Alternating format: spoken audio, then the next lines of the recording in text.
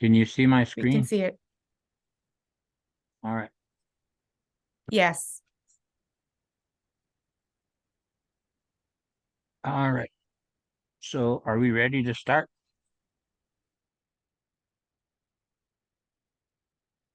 Ready to start? Yes, we are. Okay. Sorry about the delay. Uh-huh.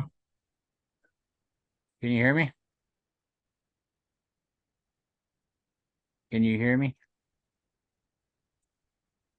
Can you hear me?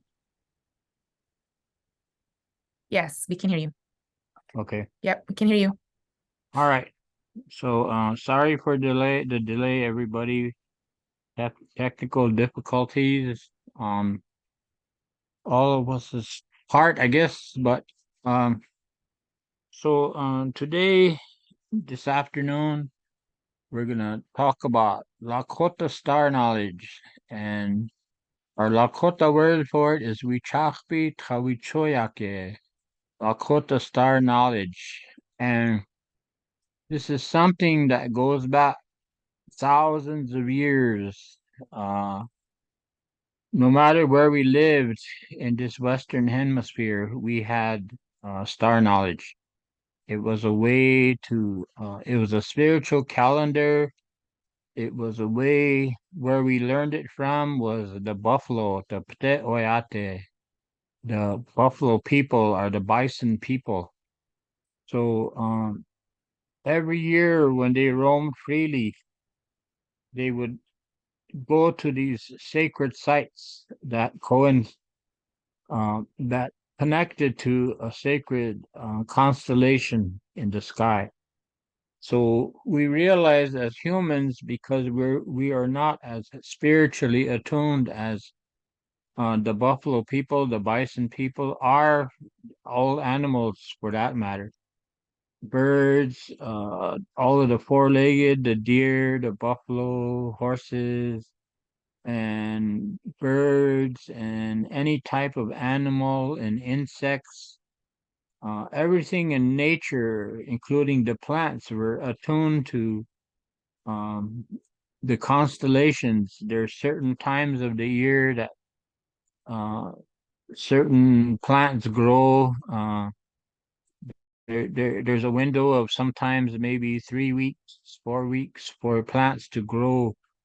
So our ancestors had knowledge on when to harvest a certain plant, a certain food.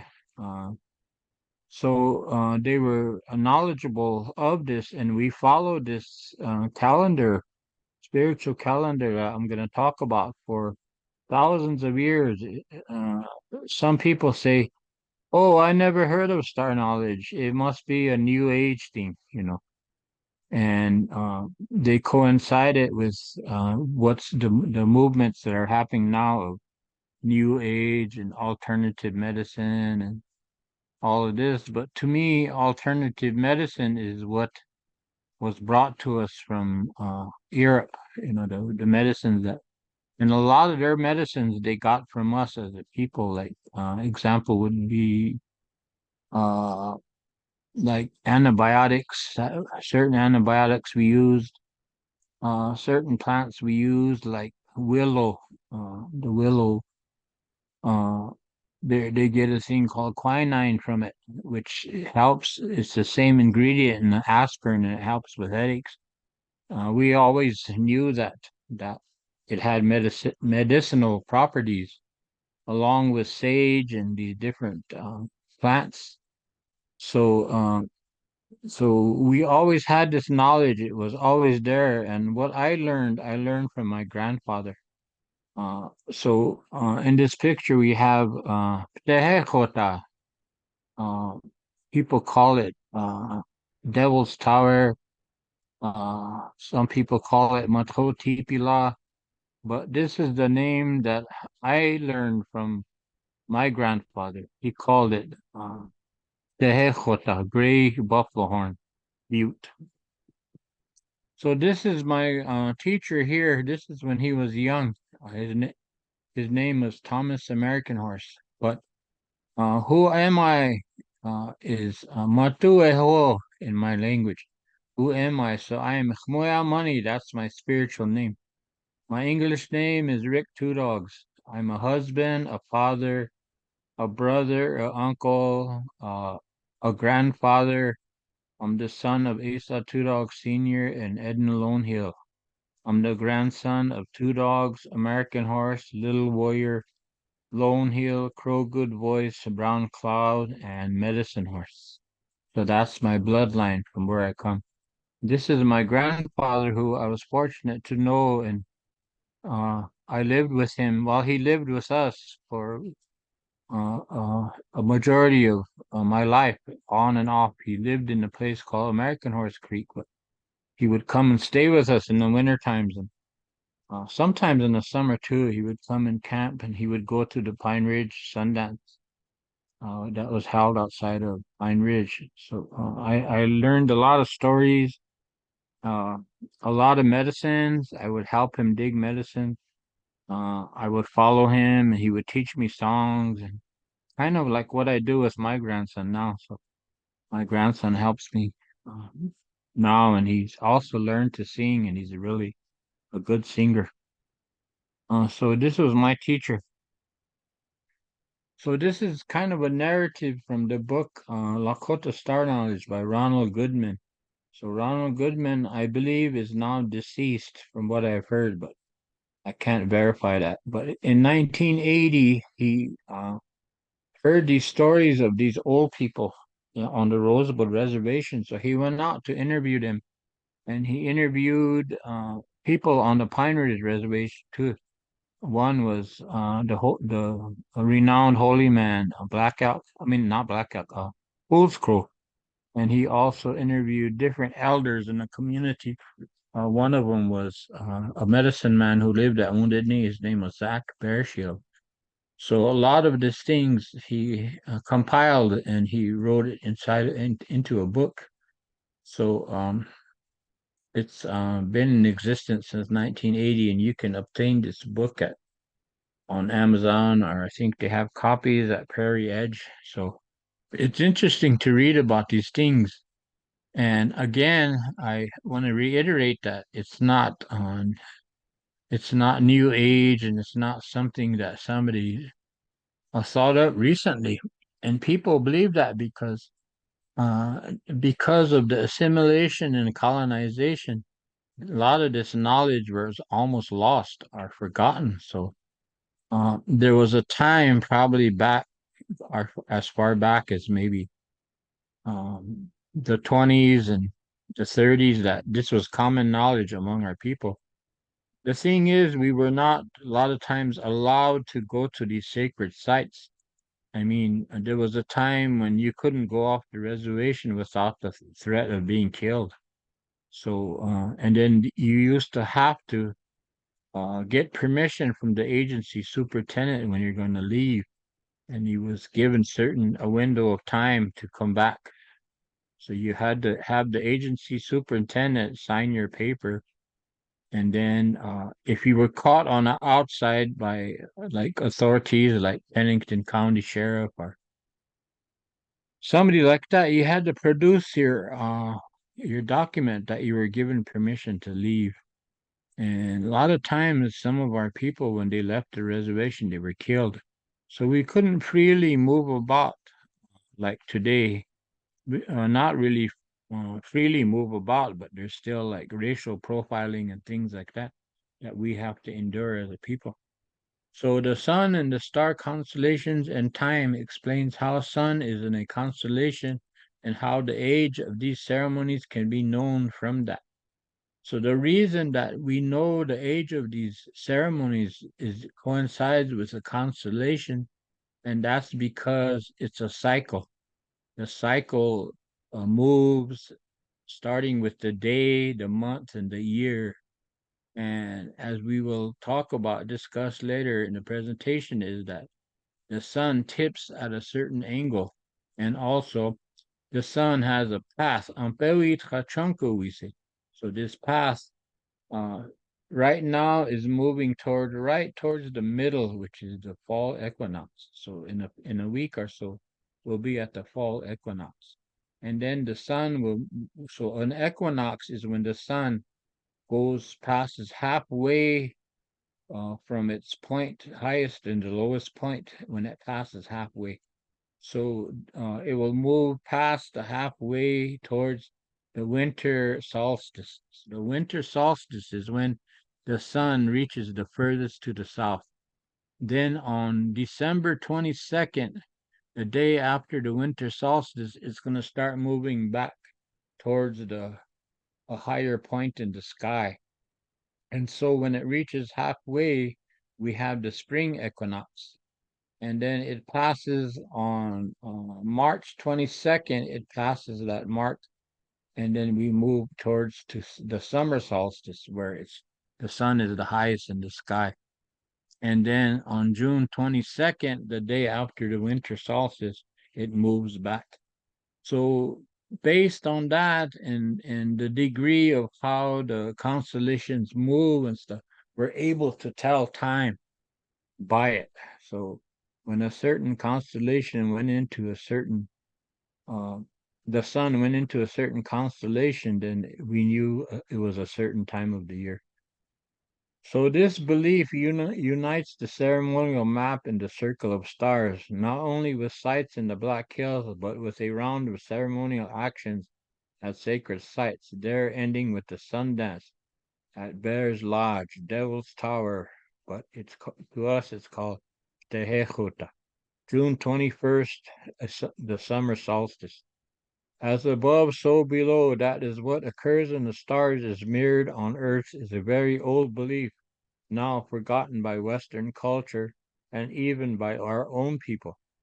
The Lakota elders believed this, and some of the knowledge did survive. So this was what he was able to find through his research, Mr. Goodman. And he approached some elders, and he talks about this old man who there was a missing part of his research. So he approached an old man in Rosebud, and he said this old man actually cried, and he said, "You should have came 30 years ago when I could still remember these things, because I knew the names of all these constellations and everything connected to it." He said, "But now I've gotten so old that I've forgotten a lot of it."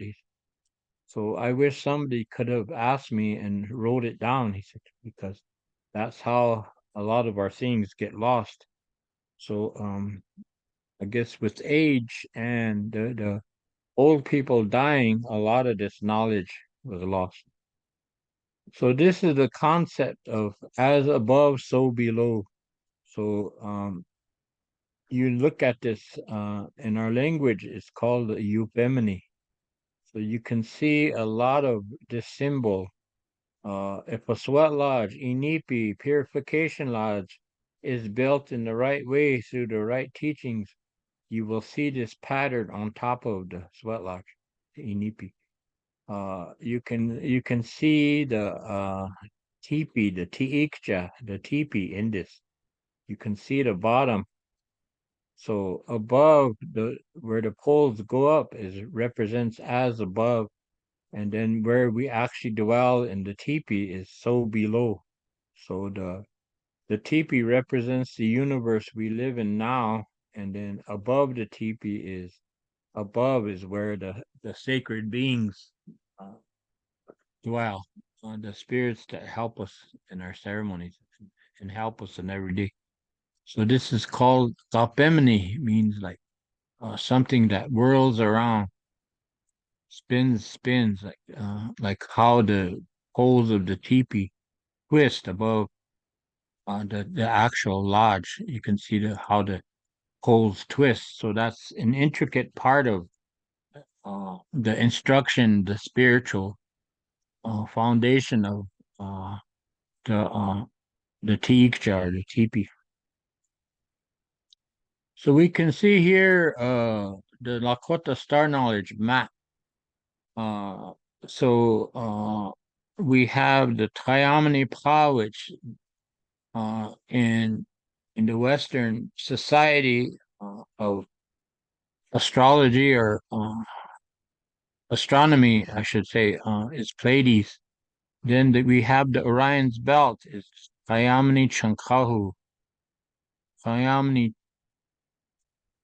Tuchuhu. It is the ribs, and then the Orion's belt is the backbone. And then the Kayamni Sinte is a star called Sirius, Sirius. So this is how, and you see the circle of stars around the constellation is called Shangaleshka, the sacred hoop. Wichinchala Shakomi, the Lakota constellation, which is called Pleiades. And then Chayamani Pa is also Pleiades. So there's two teachings inside there, are constellations. One constellation, but two teachings within it is the seven little girls, and then the head of the Chayamani. And then we have the triangulum off to the side, which in the spring is called Transasha Ipusye, the drying of the red willow bark. And so when the sun passes through the Transasha Ipusye on the first day of spring, then that's when we start going towards the summer ceremonies. So, and there's a teaching for the women that inside the Big Dipper, which we call Wichakyuha in our language. Some people, the more common name for the dipper is Wiatke, means the vessel or the thing that you use to drink water. But we believe that there's a story of this character in our mythology or our stories. It isn't mythology, but the stories of our people where this young boy died, a young warrior, and went into the sky. So the other warriors carried him on this Wichaki hoppy, they call them. So long time ago, when a person died, they would wrap them in a buffalo robe, and their warrior societies would bury them, and they would wrap them on a buffalo robe, and they would tie them onto this thing that looks like a stepladder, and it's made of like ash poles or pine poles, and they would carry them, and then they would go and take them to the top of a hill, and then they would put them up on these forked sticks, so they would have a burial scaffold up there. And in our language, it's called Hutopacha Agnakapi. So Hutopa is four-legged, and then Agnakapi is to place on top. So this Big Dipper represented that. So there's a belief that inside the middle of the Big Dipper, there's a star where dwells Unchithomi, grandmother blue woman. And she helps in conception, uh, when they carry the child for 9 months, and then she helps with delivery also.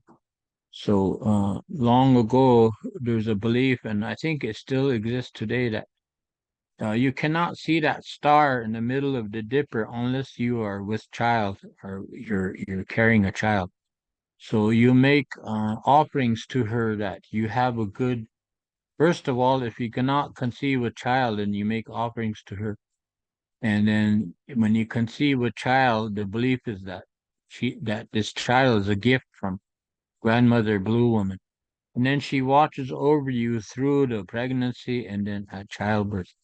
So they say that if you pray to her, there'll be no complications in your delivery. So there's a saying among our people that Wichunt e ikila ina mayuha.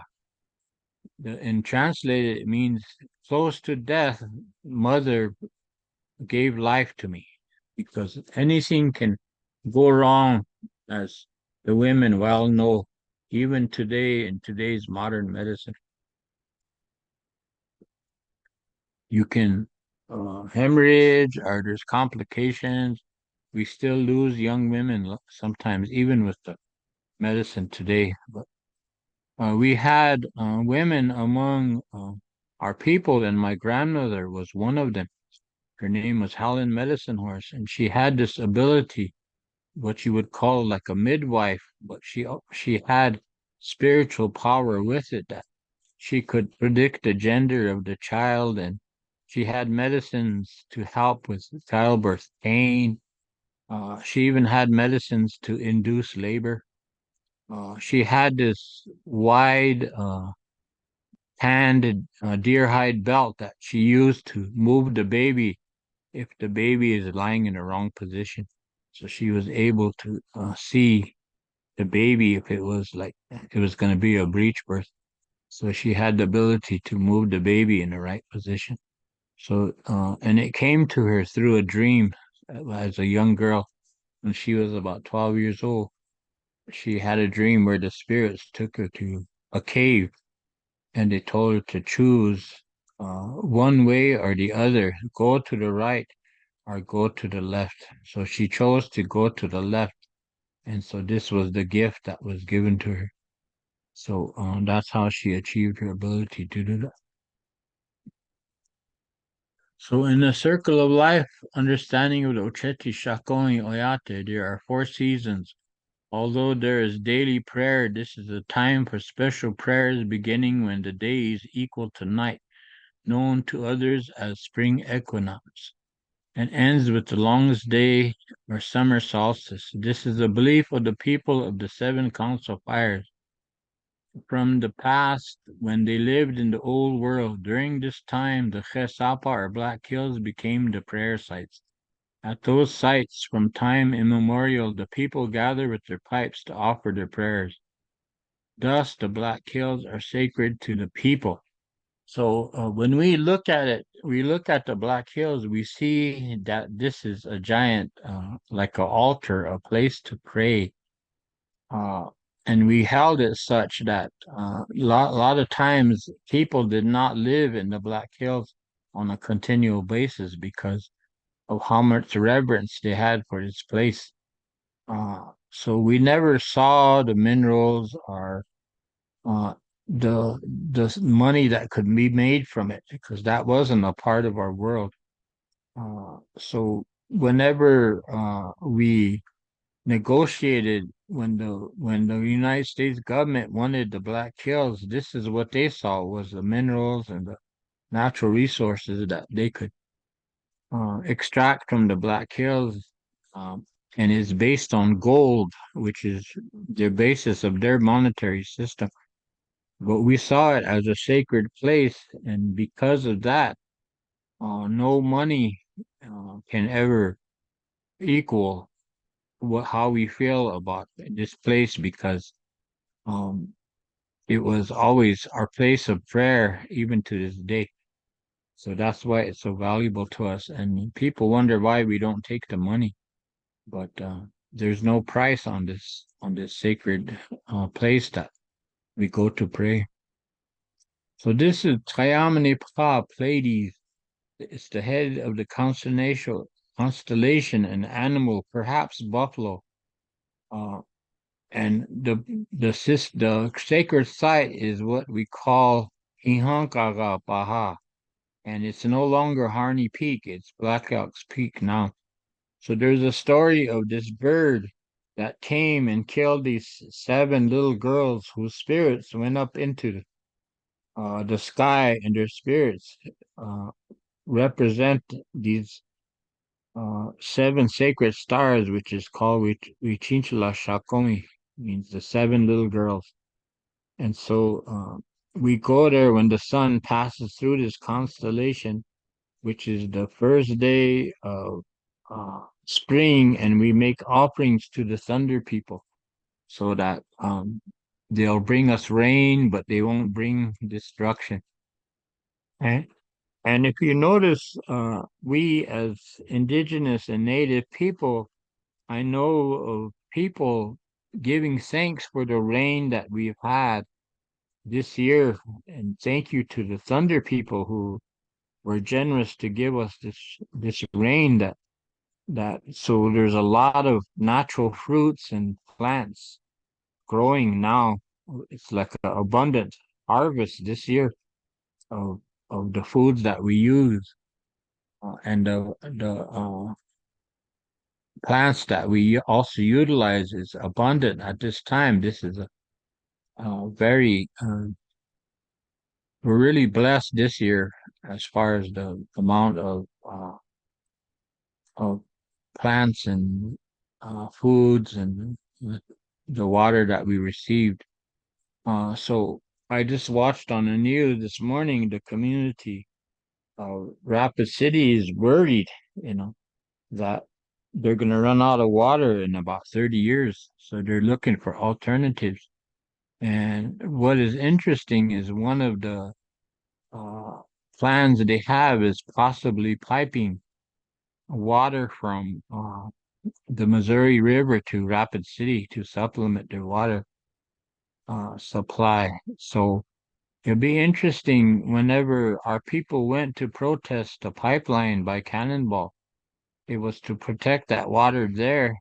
So, uh, what people don't realize is if this pipeline sprung a leak, it would go into the Missouri River and contaminate that because there's several million gallons of oil that comes through that pipeline at any given moment. So when you discover the leak, you send people out to fix it, and you finally start to repair it. That might take days. Meanwhile, millions of gallons of oil is spilling into the Missouri River, which is a water supply for millions of people, including us, because we have the Mani Wičhoļ'an water system that supplies water to reservation. But it's going to also affect them too in Rapid City if they run a pipeline through there. But I don't know if they would help us protest if there's already a pipeline running through there. Despite the protest, the people still voted to take the pipeline through the government backed oil company.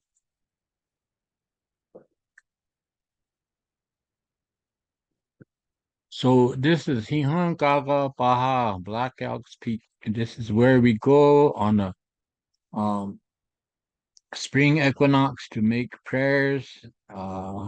And the sun goes through Pleiades, or Wichinchala Shakoni, or Kayamnipa.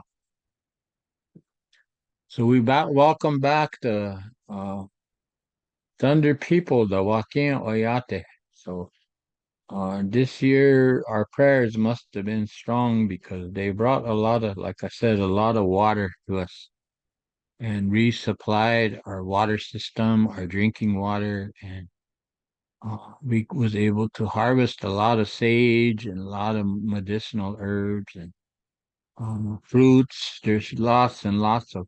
I have a plum tree by my house, and it's been about 5 years since it produced plums. But there's a lot of plums on the bushes outside my house because we're coming out of the drought for now, but we don't know what next year holds, or the year after that, or the next few years.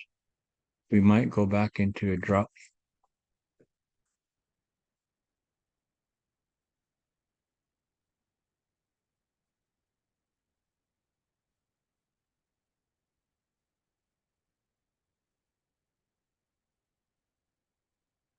So the next place after we go from Wichinchla Shakoni are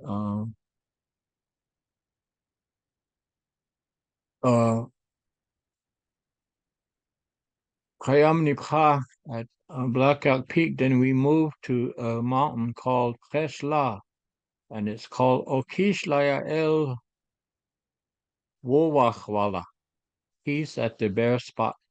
So on the map, this is called Reynolds Prairie, and it's a open area about, I'd say, 10 miles in diameter. And so at Kresla, Albert Whitehat translates this as bald and says it is a place to prepare for spring as a time and place to conduct a wiping of tears ceremony with all creation. Buffalo tongue, water, and bird seed are offered to the birds and all meat eaters. So we go usually in early May for this ceremony. So there's the racetrack that you saw on the star map is coincides with the racetrack around the Black Hills. There's a red clay valley around the Black Hills called Lakļol Wičhoļ'an, the red racetrack. So what the story goes that the animals and the birds raced for the humans, and it said that the story goes that a buffalo raced for the animals and a magpie raced for the two-legged, the people.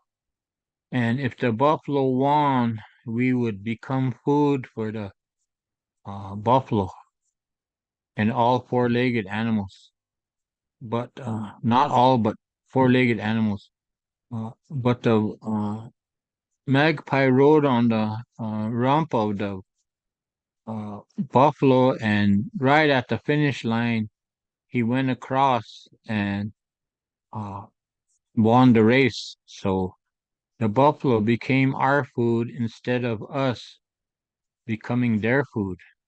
So I asked my grandfather, I said, how would we have become their food? So he said, we would have all died out as a race, and we would have went into the earth, and we would have supplemented the grass or came back up as grass, he said. And so the buffalo would have ate us. I can see I have something in the chat. Anonymous attendee, when is this done? I have an appointment. We'll get done when we get done talking about everything we're talking about. If you can't wait, go to your appointment. And then another one, well, probably same person, question mark.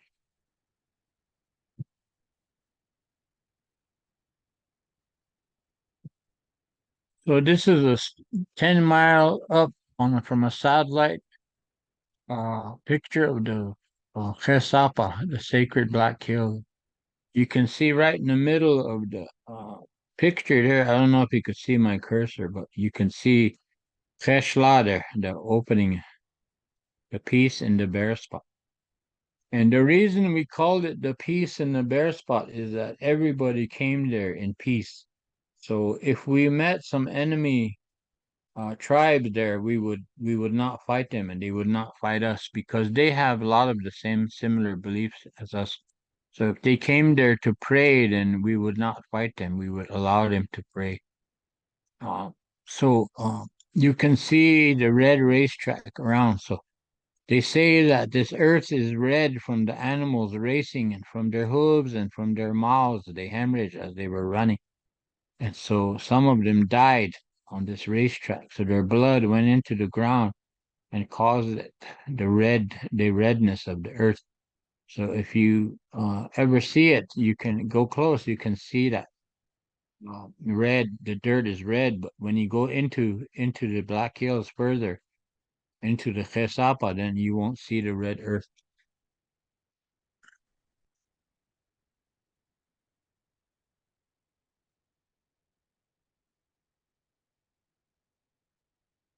So in early June, the people gathered at from the coming. They gathered at Iyankagapaha. Rocks. They gathered rocks to for the Sundance on their journey to Tehechota, or as they say, Devil's Tower, for the Sundance. So we would come here and gather rocks, and this is south of Sundance, Wyoming. It's on the road to Newcastle. You can see this small mountain, not really small, but a mountain to the west. And so we go there every year to get 7 rocks for the Sundances, and we make offerings there. So there's a story of how the people were plagued by an illness, and people were sick and dying. So a man sought a vision on this hill, and that's how he obtained the knowledge of the sacred purification lodge, or the Oini teepee. And so he came down and built the Oini teepee and heated rocks like he was told in his vision, and had the first Inipi. And he saved the rest of his tribe by taking them in the Inipi. Um, the belief is, the teachings are that we had Hamblecha, the vision quest, and the Oini teepee, the sacred purification lodge, before we had the sacred Shanupa. So these two rites of prayer came before the sacred fire. So this is a picture of the Sundance Lakota Sundance Lodge of the old days. Now you see everybody dance under an arbor. This is the lodge that we danced in. So this was the kind of lodge that Sitting Bull danced in and had his vision at Deer Medicine Rocks of Custer coming and falling into camp. So it's 28 poles go to the center. 7 is a sacred number and 4 is a sacred number. You multiply 7 by 4, you get 28. There's also 28 ribs in a buffalo. And there's also 28 days in the cycle of the moon, and also 28 days in the cycle of a female. So the female is connected to the moon, the male is connected to the sun. So this is what I was talking about, how the sun journeys across the sky. So when it reaches its highest point is when we sundance, and that's the summer solstice. So on June 22nd, it starts its journey back down. And then when it reaches halfway, it's September 21st, it's the fall equinox. As it journeys further to the south on December 21st, it reaches the Wanichuka, which is the winter equinox, winter solstice, excuse me. And then it starts its journey December 22nd back up towards the higher point in the sky. When it reaches halfway, we go to Hihankagapaha, or as they say, Harney Peak or Black Elk's Peak. And this is where we pray and we leave offerings for the Thunder people to have mercy on us, not bring strong winds, and bring us plenty of water so food and plants and medicines can grow. And then on March 22nd, it starts moving back to the top, and then it goes to the highest point, and then it starts back. So this is the pattern that we follow year after year. So this is why we can use this knowledge to tell time. Tell time. There was a time when the sun did not come past the equator, which is the middle part where the equinoxes happen. There was a time when the sun stayed to the south. So with the year that the time that happened, uh, we start counting time like what we do now in the future, in the present time. So this talks about how the constellations of the ecliptic and the Lakota moved clockwise through the Black Hills from one ceremonial site to another, each site correlated to a constellation. The ceremonies mirrored the sun's path on the plains. After the Sundance and National Councils held at Bear Butte, which those were held on the fall equinox, September 21st, the people gathered by the thousands there to counsel and talk about the coming year, and then they would plan for the coming year, and then they would plan for this next 7 years, and they would plan for the next 7 generations. So this was done every year. And the last time we gathered as Ocheti Shakomi there was in the late 1840s. And the reason we gathered together in a large number was the councils were all focused on the white encroachment into our lands. So how are we going to keep them away, how are we going to fight them? So at that time, the different bands of the Lakota were given different areas of our land to protect. So my people, the Sioux, which now live in Kyle, they joined with the Wajaje, the people that live in Porcupine, and we were given the job by the chiefs or the medicine men and the holy men and the chiefs to protect our southern borders. So the Sioux have a lot of history on battles they fought in Nebraska and on into Kansas and even northern Oklahoma, fighting against the different tribes from that area. And the Oyukhpe and the Iteshicha were given the role of fighting and defending the land to the west. So they have a lot of stories of fighting the tribes from that, like the Crow and the Shawnee, like that. So that's kind of defines the history of our people because it was based on protecting our lands. And then certain parts of the bands were uh, given the role to defend the eastern perimeter of our land, like up to the Missouri River and that way. And then a lot of our people, the Honkpapkas and them, were given the role of protecting the north towards the north. So a lot of their history has to do with battles and stuff with the people from that way, the Arikara, and the different tribes from that way, and even tribes within Canada. So there's a belief that uh, there's a belief that it says Unkit Hawo Preki Machpiata Wichachpi Ekta Oa Yanke He on Unkig Oa Unkigna Kapishni. So the scriptures were written in the stars, so we never had to write them down, is what they're saying. So like the Christianity has the Bible, but we in the stars was written our spiritual laws and our scriptures, the stories of how we're supposed to live our life. The 7 spiritual laws were written. So when we looked up at night and seen like the Big Dipper, then we knew the teachings and what we taught our children and grandchildren on how to live their life. So ours was written in the universe. We didn't have to write it down in a book, is what is being said here by the old people.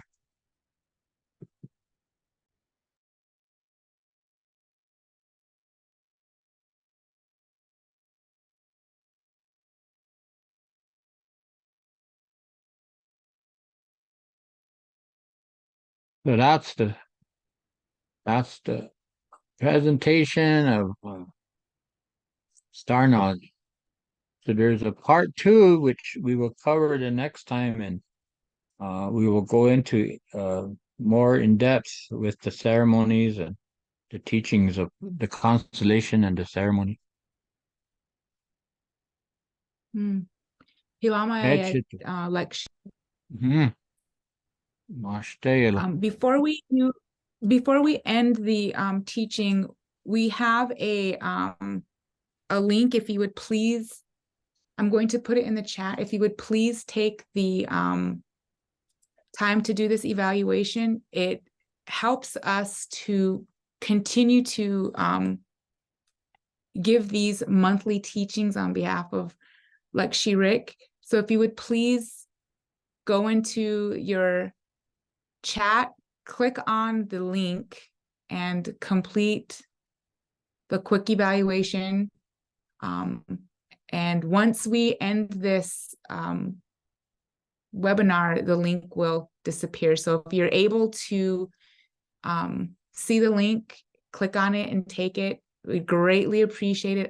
It allows us to continue to give these monthly. 1 second, I have some questions here. Some attendees with some questions.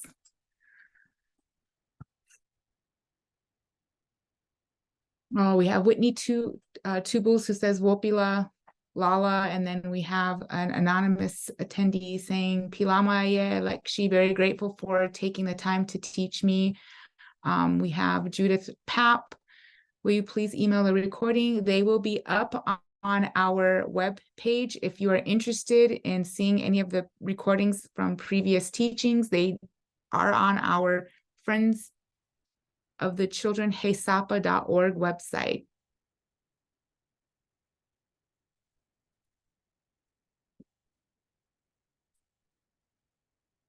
Awesome. Well, thank you, everyone, and have a great day. Again, please take the evaluation that is listed in the chat. Pilamaya, everyone. Dokrake.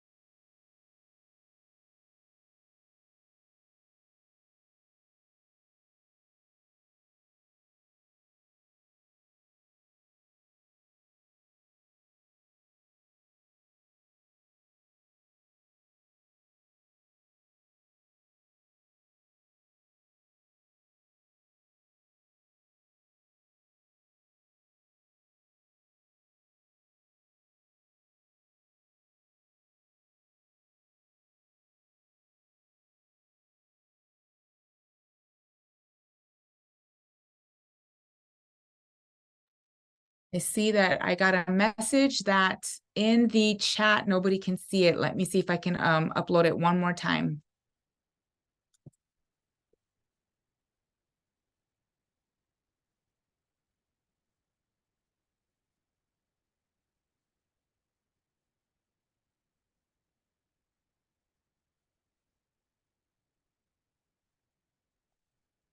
There's a few people that are left in our Zoom meeting. I did upload it. There's probably 11 people left. I do apologize. That was sent to the panelists only, but I did go ahead and put it in the attendees chat. If you could please click that link to take the evaluation, it would greatly be appreciated.